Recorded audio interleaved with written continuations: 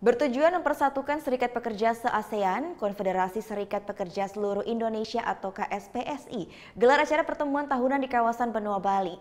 Acara yang terselenggara selama 2 hari ini dihadiri perwakilan Serikat Pekerja dari berbagai daerah se-Indonesia.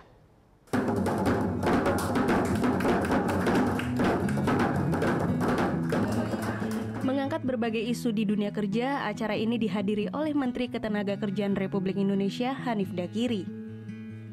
Dalam sambutannya, Menaker menyampaikan bahwa dunia kerja yang semakin besar dan perkembangan teknologi informasi yang begitu cepat memaksa industri untuk berubah. Hal ini pun menjadi tantangan tersendiri bagi para serikat pekerja.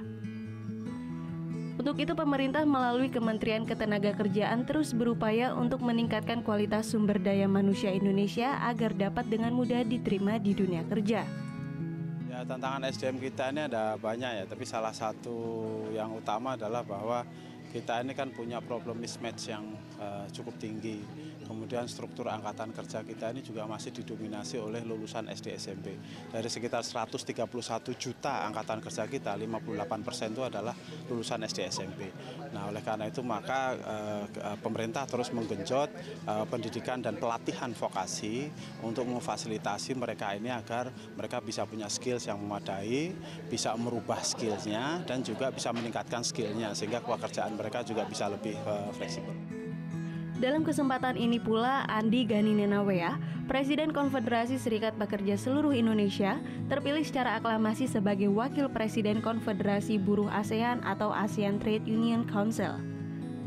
Andi Gani Nenawea pun berharap pertemuan ini bisa memberi manfaat berupa solusi bagi persoalan ketenagakerjaan khususnya di ASEAN.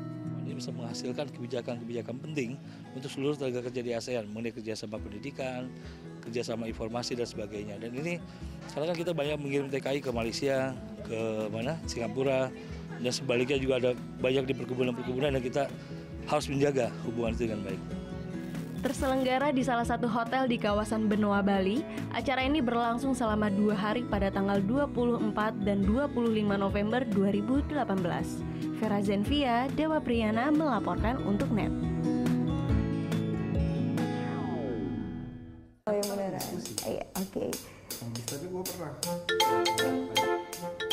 Nah, udah kan untuk beritanya? Jangan lupa di-subscribe, di-like, dan juga di-komen ya akun YouTube dari Net Bali. Terima kasih udah subscribe. Yang belum, jangan sampai lupa. Di sebelah sini nih.